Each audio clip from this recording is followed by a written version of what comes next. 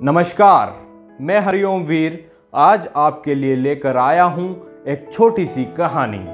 वर्तमान का आनंद। एक अमीर आदमी रास्ते में अपनी कार खराब होने पर वह दूर एक पेड़ के नीचे खड़े एक रिक्शा वाले के पास जाता है। वहां जाकर देखता है कि रिक्शा वाले ने अपने पैर हैंडल के ऊपर रखे होते हैं, पीठ उसकी अपनी सीट पर और सिर जहां सवारी बैठती है उसी सीट पर होता है और वो मजे से लेटकर गाना गुनगुना रहा होता है। वो अमीर व्यक्ति रिक्शा वाले को ऐसे बैठे हुए देखकर बहुत हैरान हो जाता है कि एक व्यक्ति ऐसे बेआराम तरीके से कैसे रह सकता है, कैसे खुश रह सकता है, कैसे वो मजे से गाना गुनगुना सकता है। ऐसा देखकर वो उसको 20 रुपए में चलने के लिए बोलता है। रास्ते में वो रिक्शा वाला वही गाना गुनगुनाते हुए मजे से रिक्शा खींचता है। वो अमीर व्यक्ति एक बार फिर हैरान होता है कि एक व्यक्ति 20 रुपए लेकर ही इतना खुश कैसे हो सकता है, इतने मजे से कैसे गाने गुनगुना सकता है। वो थोड़ा ईर्ष्या से भर जाता है और रिक्शा वाले को समझने के लिए उसको अपने बंगले में रात को खाने के लिए आमंत्रित करता है, बुलाता है। रिक्शा वाला उसके बुलावे को स्वीकारता है। वो अपने हर नौकर को बोल देता है कि इस रिक्शा वाले को सबसे अच्छे खाने की सुविधा दी जाए। अपने मालिक के कहे अनुसार नौकरों द्वारा अलग अलग तरह के खानों की सेवाएं दी जाती हैं। गुलाब जामुन, रसगुल्ले, मिठाइयाँ, सब्जियाँ, तमाम तरह के स्वादिष्ट खाने की चीज़ें वहाँ मौजूद कर दी जाती हैं उस रिक्शे वाले के लिए। वो तमाम तरह के खाने देखकर रिक्शा वाला खाना शुरू कर देता है। कोई प्रतिक्रिया, कोई घबराहट उसके चेहरे पर बिल्कुल नहीं झलकती, बस वह अपनी मौज में मस्त होकर खाना खाता है। सभी लोगों को ऐसा लगता है जैसे रिक्शा वाला ऐसा खाना पहली बार नहीं खा रहा है, पहले भी कई बार खा चुका है। वो अमीर आदमी एक बार फिर हैरान होता है, एक बार फिर भारी ईर्ष्यापूर्ण तरीके से कि कोई आम आदमी इतने ज़्यादा तरह के व्यंजन देख के भी कोई हैरानी वाली प्रतिक्रिया क्यों नहीं दे रहा है, और ऐसे कैसे अपनी ही मस्ती में इस पर कोई बदलाव क्यों नहीं हो रहा है। यह सब कुछ देखकर अमीर आदमी की ईर्ष्या और ज़्यादा बढ़ती है। अब वह रिक्शे वाले को अपने ही बंगले में कुछ दिन और रुकने के लिए बोलता है। रिक्शा वाला इस पर हाँ कर देता है।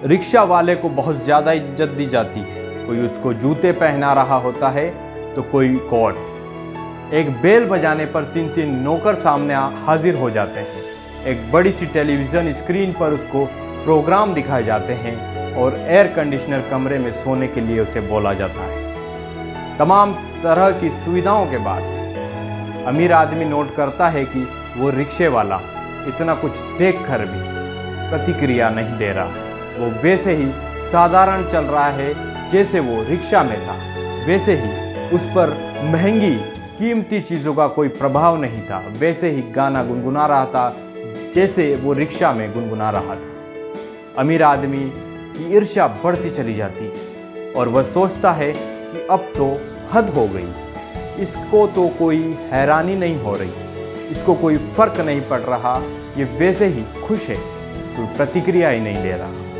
अमीर आदमी फिर पूछता है, आप आराम में हैं ना?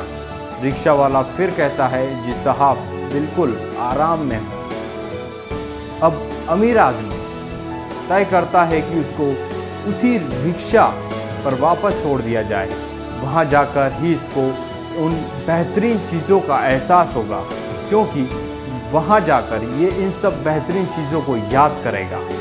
अमीर आदमी अपने सेक्रेटरी को बुलाता है और बोलता है कि इसको कह दो, आपने दिखावे के लिए कह दिया है कि आप खुश हो, आप आरामदायक हो, लेकिन साहब समझ गए हैं कि आप खुश नहीं हो, आराम में नहीं हो, इसलिए आपको उसी रिक्शा के पास छोड़ दिया जाएगा।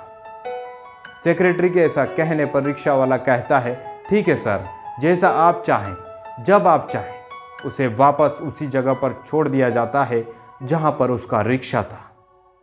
अब वो अमीर आदमी अपने गाड़ी के काले शीशे ऊंचे करके उसे देखता है। रिक्शे वाले ने अपनी सीट उठाई, बैग में से काला सा गंदा सा मैला सा कपड़ा निकाला, रिक्शा को साफ किया और मज़े में बैठ गया और वही गाना गुनगुनाने, उसी मस्ती में, उसी मुस्कुराते चेहरे के साथ। अमीर आदमी अपने सेक्रेटरी से पूछता है कि आखिरकार चक्कर क्या है, इसको कोई फ़र्क क्यों नहीं पड़ रहा। इतनी आरामदायक वाली, इतनी बेहतरीन ज़िंदगी को ठुकरा के वापस इस मुश्किल भरी ज़िंदगी में आना और फिर वैसे ही खुश होना, वैसे ही गुनगुनाना।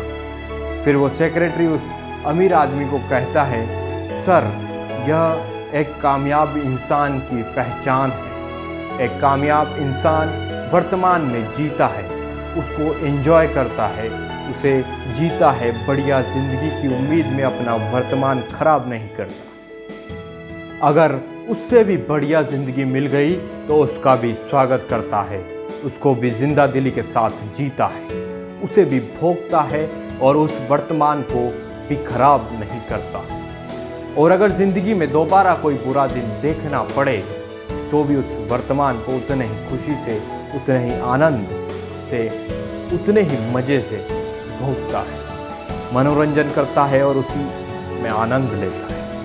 इसलिए ध्यान रखिए कि कामयाबी हमारी खुशी में छुपी है। अच्छे भविष्य की उम्मीद में अपने वर्तमान को खराब बिल्कुल नहीं करें और न ही कम अच्छे दिनों में ज़्यादा अच्छे दिनों को याद करके अपने वर्तमान को खराब करें। अपने वर्तमान में आनंद लें। बस ये विचार कर लें कि जो आपके पास है क्या लाखों करोड़ों से आज भी बेहतर नहीं है। तो हरिओम वीर आपसे यही कहता है कि हमेशा खुश रहें, मुस्कुराते रहें, कभी खुद के लिए तो कभी अपनों के लिए।